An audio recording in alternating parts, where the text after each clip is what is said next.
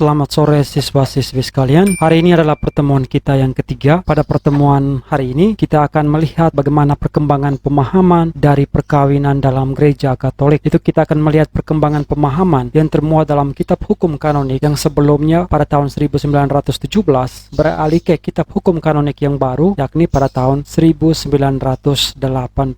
Jadi bagaimana pemahaman perkawinan Katolik sebelum Konsili Vatikan kedua hingga Konsili Vatikan kedua dan sesudahnya. Tetapi yang paling pertama kita lihat dulu salah satu dokumen yang sangat penting, yakni dokumen Gaudium et Spes artikel 52 tentang arti dan makna dari keluarga. Bagaimana bunyi dokumen ini? Yang pertama, dokumen ini mendefinisikan keluarga sebagai sekolah kemanusiaan yang kaya, di mana di dalamnya itu ada komunikasi batin yang baik dalam pendidikan anak. Di dalam keluarga itu apa yang harus dituntut dari seorang suami? Yang pertama adalah bagaimana suami berlaku sebagai kepala keluarga, yakni memberi nafkah lahir dan batin kepada istri dan anak-anaknya. Suami juga dituntut untuk memiliki pekerjaan untuk menafkahi keluarga. Kemudian bagaimana sebagai partner istri, yakni suami harus memiliki pola hidup partnership, ya, menciptakan situasi sebagai rekan bagi istri. Jadi ketika berhadapan dengan istri yang memiliki karir dan kerja, suami menjadi pendamping dan penyokong bagi istri dan keluarga. Kemudian sebagai pendidik, di sini sosok suami atau ayah itu sangat penting bagi pertumbuhan diri dan pribadi anak. Selain suami, bagaimana tanggung jawab seorang istri sebagai hati dalam keluarga? Istri di sini menciptakan suasana kasih sayang, tentraman, keindahan, dan keharmonisan. Ini istri sebagai ibu dalam keluarga. Kemudian sebagai pendidik, ibu atau istri menjadi pendidik pertama dan utama anak-anak. Kemudian sebagai partner suami, istri di sini memberi sumbang saran dan dukungan moral yang bersifat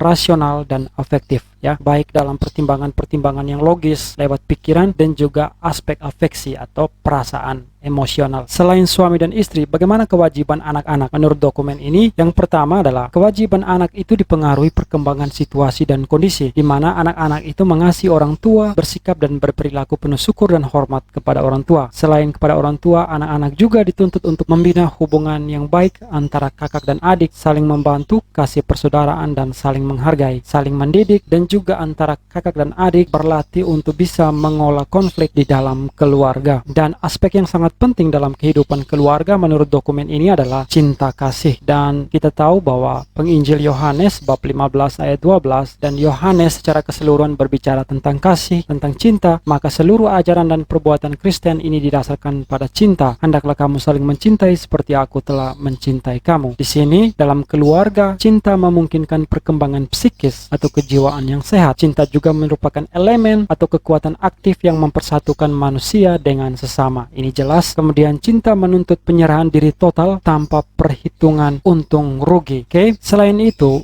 menurut dokumen ini juga cinta menuntut komunikasi dialogis, adanya dialog dalam keluarga ketika terjadi permasalahan, terjadi konflik atau problem-problem yang lainnya, misalnya antara suami dan istri dan juga suami istri kepada anak-anak. Cinta juga menuntut keterbukaan untuk saling mendengarkan meski dibatasi perbedaan sikap, pandangan, kepercayaan, dan pendidikan sebagai latar belakang. Sekarang kita lihat perkembangan pemahaman tentang perkawinan dalam gereja Katolik itu sebelum sampai setelah Konsili Vatikan kedua. Hukum kanonik yang lama itu pada tahun 1917 dan kitab hukum kanonik yang baru itu mulai dari tahun 1983. Hukum kanonik ini semacam hukum gereja yang menyimpan semua dasar-dasar ajaran dalam gereja Katolik. Dilihat dari aspek yuridis. Sekarang kita lihat dulu yang pertama, bagaimana perkawinan dilihat sebelum Konsili Vatikan kedua atau menurut hukum yang lama, yakni kitab hukum kanonik tahun 1917.